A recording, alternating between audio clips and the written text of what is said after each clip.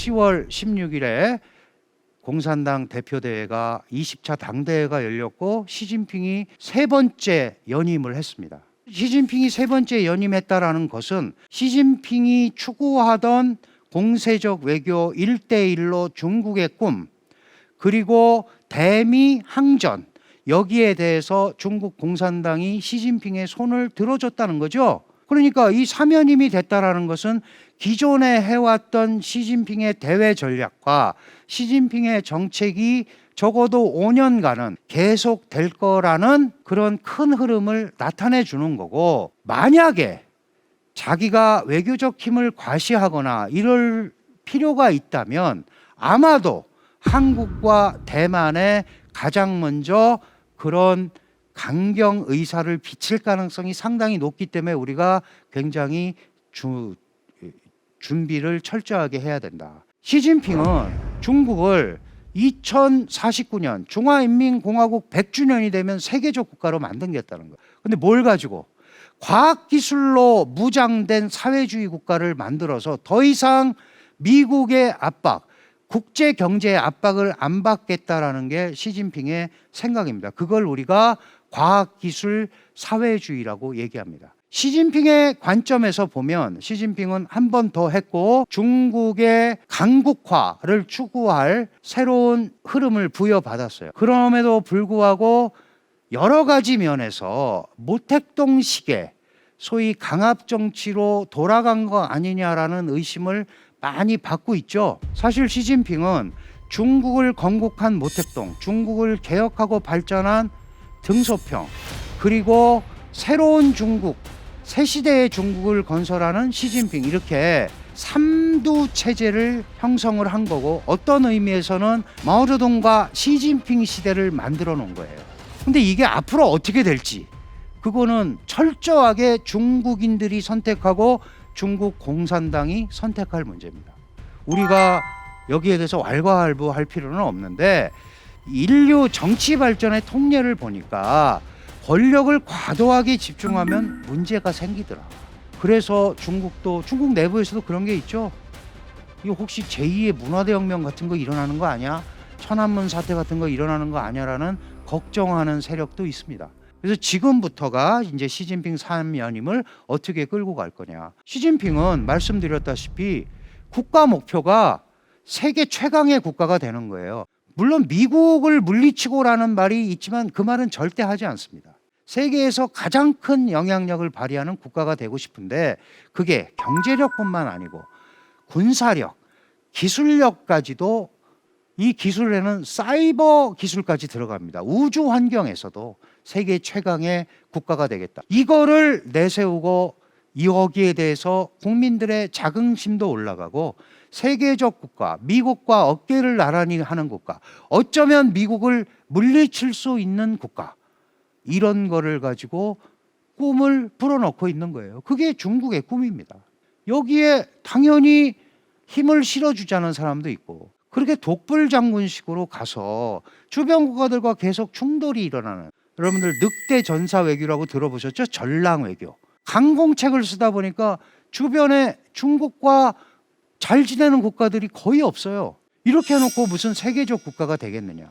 2050년 중화인민공화국 건국 100년 때 세계 최강의 국가가 되겠다는 계획을 세웠고, 2035년에 그 전 단계인 사회주의 현대화를 기본적으로 완성하겠다. 그래서 이번에 3년임을 보고 4번, 5번 할 수 있는 거 아니야? 할 수 있습니다. 할 수 있어요. 왜? 중국 공산당이나 중국 국민이 당신이 하니까 좋아, 계속해, 할 수 있어요. 우리가 할 수 있는 문제는 아니다. 다만 그거는 뭐가 있어야 돼요? 성과가 있어야 되는 거죠. 그런데 계속하면 시진핑식 강세 공세 외교가 한중 관계에 아주 긍정적인 영향을 끼치기는 어려울 거다라고 우리가 보는 겁니다. 시진핑의 중국이 완전히 그러면 안정적이냐? 그렇지 않습니다. 블랙스완이라고 들어보셨죠? 원래 백조가 하얗잖아요. 검은 백조가 생겼어요. 코로나 사태나 이런 것처럼. 그 다음에 회색 고풀소. 고풀소가 저쪽 밀림에 있으면 그게 뭐 3톤이 됐든 5톤이 됐든 위험하긴 하지만 나랑 직접 관계가 없잖아요. 그런데 이게 밀림을 뚫고 민가로 오면 생명의 위협을 느끼지 않습니다. 중국에도 부채 위기, 부동산 거품 있는 거 알았어요. 근데 관리가 된다고 그랬습니다. 근데 그게 터지면 그거는 실질적인 위협이 되잖아요. 중국이 지금 그런 상황에 와 있잖아요. 국민소득이 한 12,000불 됐습니다. 중진국까지는 잘 왔어요. 이제 초입 단계까지. 앞으로 이걸 뚫고 고위 중진국, 선진국으로 갈 수 있느냐? 이거에는 또 다른 전환이 필요합니다. 중진국 함정에 빠질 수 있고, 후발 강대국이 선발 강대국과 싸운다는 타키토데스의 함정, 여기에 빠질 우려도 있죠. 물론 미국은 이걸 무시합니다. 무슨 우리와 싸워 라고 하면서 무시하지만 이런 함정이 들어있어요. 그 다음에 하도 정부가 국민들한테 제대로 된 말을 안 하니까, 이 타키투스가 목민관이에요. 그런데 하도 거짓말을 해야 되니까 나중에는 늑대와 소년이 된 거죠. 콩으로 매주를 쓴다고 해도 안 믿는 겁니다. 타키투스 함정, 이런 것들이 지금 공산당 정부를 압박하는 거예요. 이런 걸 뚫고 포스트 코로나 시대 미중 갈등을 잘 넘어가면서 남들이 신냉전으로 보는 이 시기에 어떻게 하면 세계적 국가가 될까? 내부적, 외부적으로 적들이 많죠. 이게 이제 바로 문제입니다. 이런 중국은 한반도에 대해서 기본적인 틀을 가지고 있습니다. 한반도의 평화와 안정이 유지돼야 된다. 한반도에 핵이 있으면 안 된다. 통일을 하려면 남북한이 해라. 외세가 개입하면 안 된다는 거죠. 이런 걸 가지고 있는 거예요. 그런데 북한이 핵을 개발하고 유엔이나 이런 데서 그거를 압박을 하니까 북한의 안전도 고려해야 된다라는 게 중국이 공식적으로 밝히지는 않지만 한반도 정책의 기조입니다. 다시 말씀드려서 북한에 대한 안전이 매우 중요하다. 왜 그럴까요? 만약에 남북한의 변고가 생겨서 통일이 된다면 여러 가지 상황으로 남한이 주도하는 통일이 될 거고, 그 배후에는 미국이 있을 거다. 그렇다면 통일 한반도, 그것도 배후에 미국을 둔 한반도와 국경을 접하는 중국은 피곤해질 테니 지금 현재 상태를 유지하는 게 더 낫다라는 게 한반도 정책이에요. 그래서 북한에 대해서 맥스 미니 스트래티지를 합니다. 최대 최소 전략. 100% 나서서 도와줄 수도 없지만 안 도와줄 수도 없죠. 그러니까 최대한 적게 주면서 관계를 유지하는. 물론 김정은 위원장은 우리는 중국에 올인하겠다라는 얘기를 이미 여러 번 했고, 중국과 같이 가겠다. 이 중국과 같이 가는 이유는 대미 압력을 누가 배후에서 상쇄시켜줘야 되잖아요. 그래서 이제 그렇게 대중 경사를 선언을 했습니다. 그래서 우리가 많은 사람들이 중국이 북한에 대해서 변할 거다 그러는데 절대 그렇지 않습니다. 북한이 말을 안 듣지만 전략적으로 여전히 북한은 중국의 자산입니다. 그래서 북핵 해결이나 이런 데 대해서도 과도한 소위 기대를 하면 안 된다. 최근에 사드 문제를 중국이 또 들고 나왔어요. 한국이 사드 3가지에 대해서 사드 3불이라고 그러죠. 네, 약속을 했는데 왜 안 지키느냐. 사드 더 이상 배치 안 할 거고, 한미일 삼각 동맹도 추구하지 않을 거고, 미사일 디펜스, 그러니까 미국이 짜놓은 미사일 방어망에도 한국이 안 들어갈 거고, 그런 거 하기로 했는데 왜 안 지키냐라고 얘기해요. 사실 우리는 이제 8월 말부터 사드 정상화 작업에 들어갔고, 근데 이 문제도 본질로 돌아가야 됩니다. 사드 문제가 왜 생겼냐를 알아야죠. 사드는 북한이 핵을 만들었기 때문에 생긴 겁니다. 여러분들 보시다시피 사드는 방어용 무기이기 때문에 북한이 핵미사일을 쏠지 안 쏠지를 보려면 레이더가 있어야 돼요. 그러면 레이더를 북한한테만 고정해 놓으라는 거죠. 근데 레이더라는 게 이렇게 돌아가면 다른 데도 보이잖아요.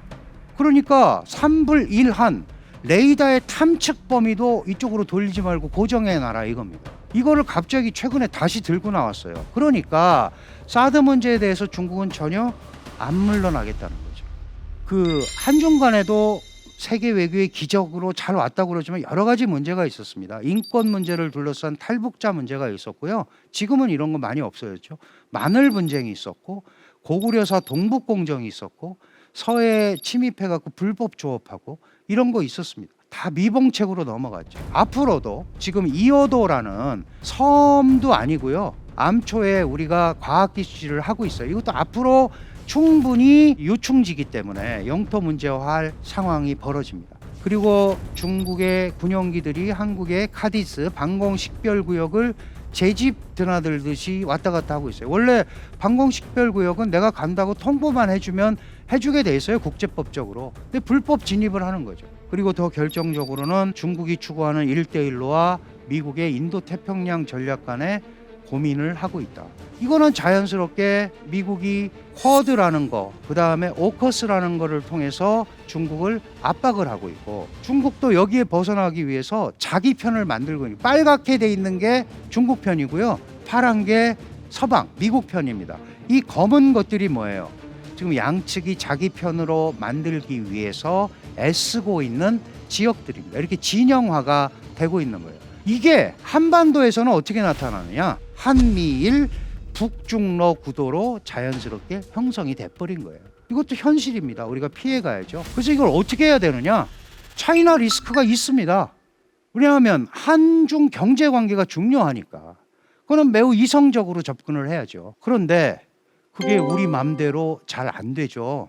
그러면 누구 말대로 한쪽을 선택을 해서 가면 해결되면 선택하면 돼요. 우리가 미국만 선택한다고 모든 게 해결됩니까?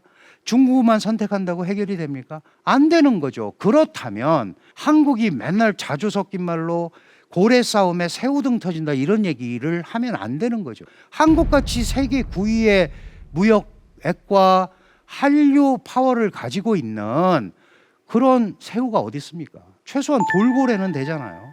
그래서 이게 선택의 문제가 아니고 어떤 형태로든 간에 설득을 통해서 한중 관계도 새로 기준점을 만드는 그런 계기가 30주년에 돼야겠다라는 게 제 생각입니다.